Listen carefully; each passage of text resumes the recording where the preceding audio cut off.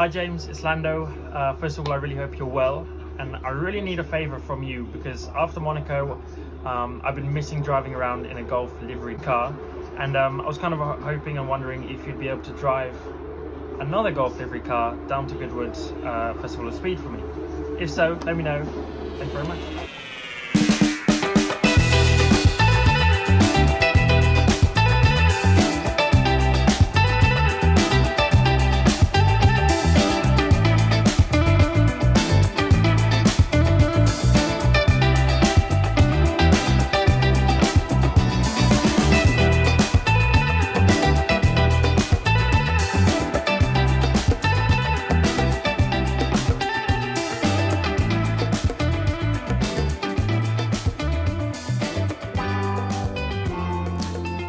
The details, seriously, the details on this. I mean, as far as iconic and cool liveries and colours go in the racing world, I mean, there's iconic and then there's Golf. Lando, I've got to say, driving down to Goodwood isn't exactly a chore. Thanks for giving me the job, if you could call it that. But just a quick overview. McLaren 720S, 710 brake horsepower, 720 PS, if you're wondering where 720 comes from.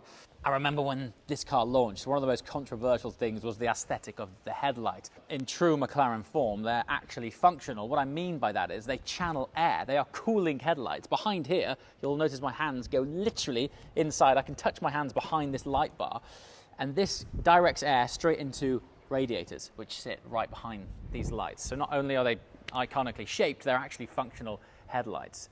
And I just think now it's so iconic. And speaking of iconic, we're around the front of this thing. I've got a Golf liveried McLaren 720S staring me in the face.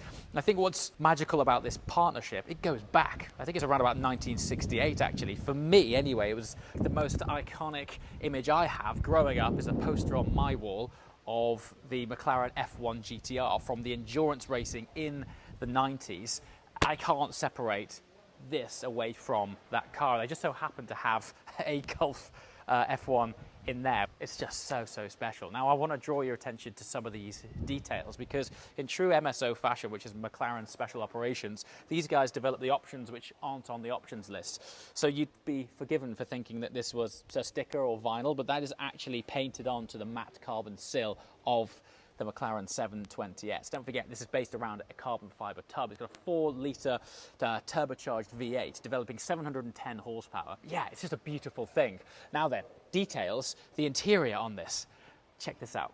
We have Golf embroidered logo on each of these headrests. This is an official car. It's not just a well-spec'd sort of Golf-themed car. This is an official partnership car. That's why I'm so excited about it. I'm going to be piloting a real Golf car. So, all done by McLaren MSO. The attention to details, the orange Golf belts. We've got contrast stitching in Golf blue, Golf orange. Even on the steering wheel, on the carbon fibre, we have the Golf liveried 12 o'clock marker. It's stunning.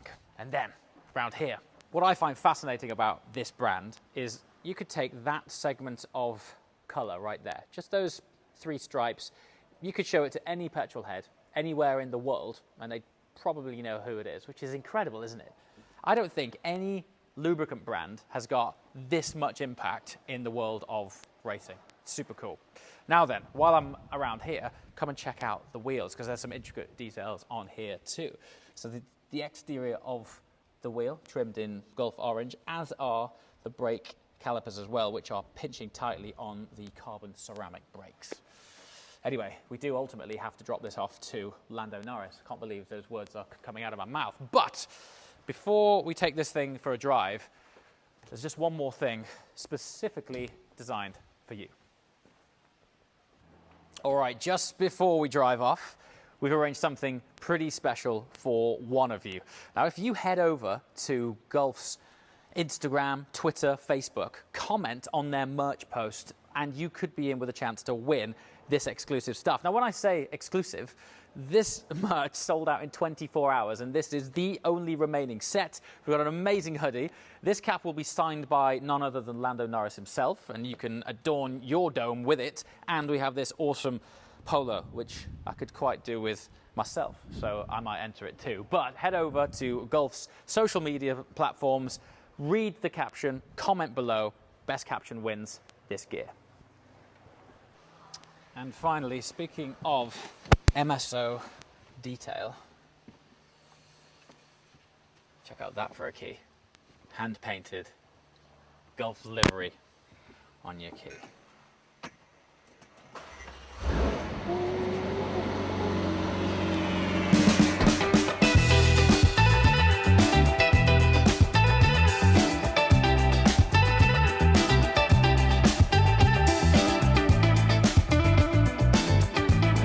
Ready?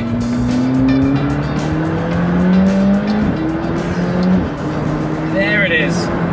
There it is. That's what I remember. One of the defining feelings of this car. Effortless, massive torque, propelling a by and large very lightweight monocoque. It feels light. It's just a most beautiful sensation. The problem with a lot of modern day supercars, and this is no fault of any particular brand or manufacturer, they've just imposed with so many rules and so much legislation. And to be fair, it's for the benefit of the occupant and drivers, because it's mostly based around safety features and assistance systems. But unless you've got the R&D knowledge of a brand like McLaren, which is filtered down from decades in racing, you'd never quite get the same DNA and lightweight feeling in a car like this. It's just, honestly, to feel it, lack of weight in a supercar is everything. It's more important than horsepower, and yet here we are in a 710 brake horsepower lightweight supercar. And having not driven one for quite some time, it is a magical combination. It's just that pickup and the torque of the turbo, the throttle response, considering it's heavily turbocharged. It really is a thing to behold. I mean, you couldn't ride this. If you've been following the channel for a while, you'll know that it's somewhat of a running joke, although it's only a joke for you, not for me. Anytime we're doing anything decent, it starts raining. I mean, what's Goodwood from Woking? Hour's drive? It's like a different planet all of a sudden.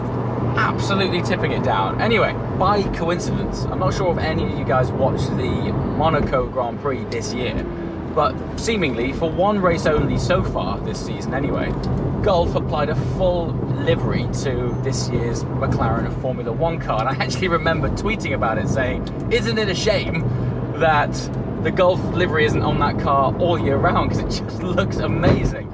Now I'm told that that F1 car with the Gulf livery is actually here. So when we go and drop off these keys and leave them for Lando, hopefully we'll get a sneaky look at that actual livery on an F1 car, because I want to know what that feels like in person.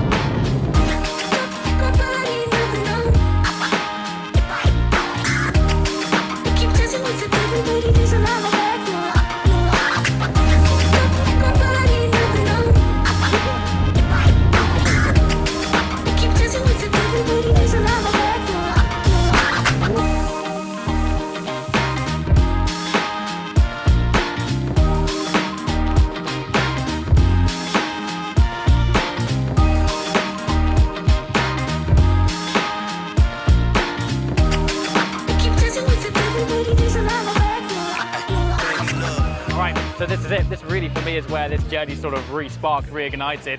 The now famous, it became iconic overnight really, the Gulf livery on the Formula 1 car for the Monaco Grand Prix. Just while I've been stood here listening to people talking, I've heard 3 people on separate occasions say, I wish they ran that all season. So do I, but now you're seeing it in person.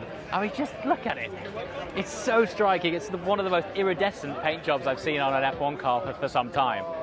Just works so well, and I think when you understand the connotations and the history and the legacy associated with it, it's not that it just looks good, it actually stands for something too. I also think we've heard Lando saying it somewhere as well, that he thinks they should run it for the rest of the season. So comments below, I'd love to hear what you guys think about it, but fantastic to have it here on the stage and see it in reality, because it was only raced once, so really it's quite rare.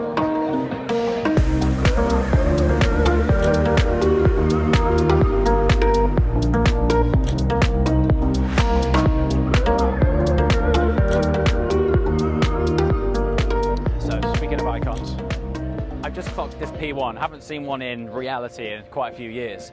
It's aged incredibly well. Just look at this thing. Particularly head on, like directly head on.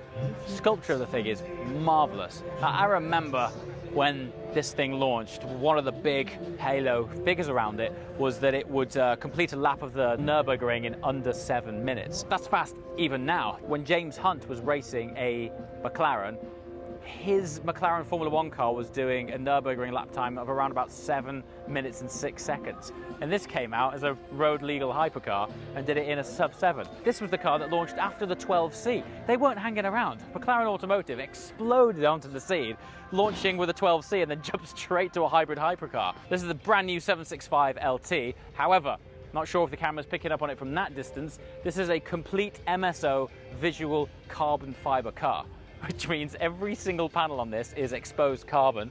Not only is this one of the lightest spec 765 LTs that can be configured, but the craftsmanship involved, the weave that has to line up on these panels when you're so brave to make every panel exposed carbon is remarkable.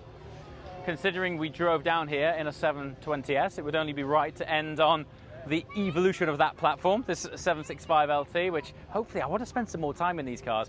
We only got to share it on the channel on the launch when we got to drive it at Silverstone. I have not really spent that much time on the road with one, so hopefully if we speak to McLaren nicely, they will get us in. Anyway, while we're on the McLaren stand, I must remember to not walk off with our Golf key, because I do have to hand it over to the VIP department for Lando to pick up sometime later on this weekend.